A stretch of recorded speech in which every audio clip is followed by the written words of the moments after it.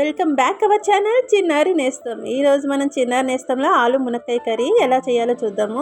The best curry అండి.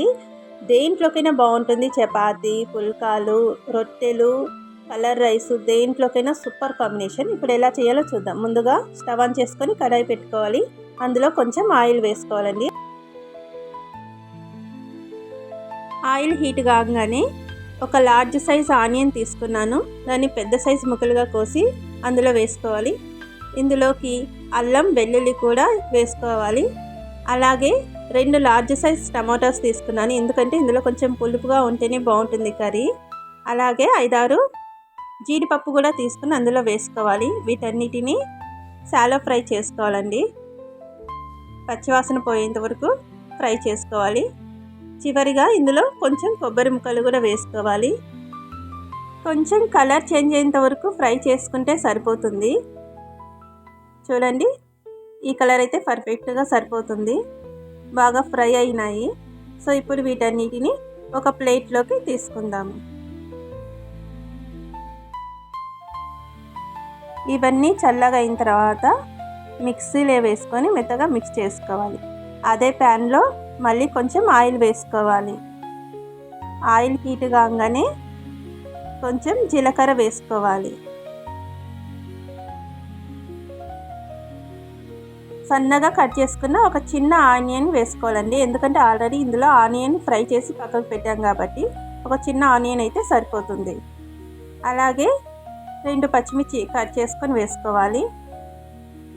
వీటిని కొంచెం కలర్ చేంజ్ అయ్యేంత వరకు ఫ్రై చేసుకోవాలి. ఆలు కూడా 2 తీసుకున్నాను. కొంచెం బిగ్ సైజు ముక్కలుగా కట్ చేసుకొని వేసుకోవాలి. ఇవి కొంచెం కలర్ చేంజ్ కాగానే మునక్కాయలు తీసుకున్నాను. 2 మునక్కాయలు తీసుకొని ఆయిల్లో వేసుకొని ఫ్రై చేసుకోవాలండి. ఇందులో కొంచెం పసుపు వేసుకోవాలి. నేనైతే ఒక చిన్న స్పూన్ పసుపు వేశాను. ఇప్పుడు మూత పెట్టి ఒక 5 నిమిషాలు మగ్గనిద్దాం. ఆల్రెడీ వేయించి పెట్టిన ఈ మిశ్రమాన్ని మొత్తం మెత్తగా మిక్స్ చేసుకుందాము. ఇక్కడ పాస్ మోడ్లో పెట్టేసి ఉప్పు కారాలు వేసేసాను, అందువల్ల ఆ క్లిప్ మిస్ అయింది. Sorry for that. ఇప్పుడు మెత్తగా మిక్స్ చేసుకున్న ఆ మిశ్రమాన్ని కూడా ఇందులో వేసుకోవాలి. దానికి తగ్గట్టుగా వాటర్ కూడా వేసుకోవాలి, ఎందుకంటే మునక్కాయలు ఆలుని మనము ఇందులో 70% మాత్రమే ఆయిల్లో మగ్గించినాము. సో దానికి తగ్గట్టుగా వాటర్ వేసుకోవాలి. వీటన్నిటిని ఒక 5 నిమిషాలు మగ్గనిద్దాం. 5 నిమిషాల తర్వాత మూత తీసి చూద్దాము. ఆల్రెడీ టమాటా, ఆనియన్ వీటన్నిటిని వేయించడం వల్ల ఎక్కువ టైం తీసుకోదు. జీడిపప్పు వేయడం వల్ల గ్రేవీ కూడా చిక్కగా వస్తుంది. చూడండి, మునక్కాయ ఆలు పర్ఫెక్ట్గా ఉడికిపోయింది. గ్రేవీ కూడా చిక్కగా బాగా వచ్చింది. మీరు కూడా ఖచ్చితంగా ట్రై చేయండి. చివరగా ఒక స్పూన్ గరం మసాలా వేద్దాము.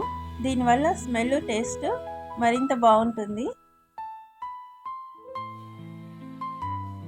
అంతేనండి, మునక్కాయ ఆలు కర్రీ రెడీ అయిపోయింది. చివరగా కొత్తిమీర, కరివేపాకు వేద్దాము.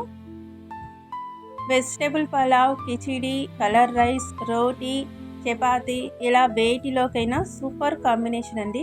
కంపల్సరీగా ట్రై చేయండి. మీకు గనక నా వీడియో నచ్చినట్లయితే ప్లీజ్ లైక్ చేసి, షేర్ చేసి, సబ్స్క్రైబ్ చేయండి. Please subscribe to my channel.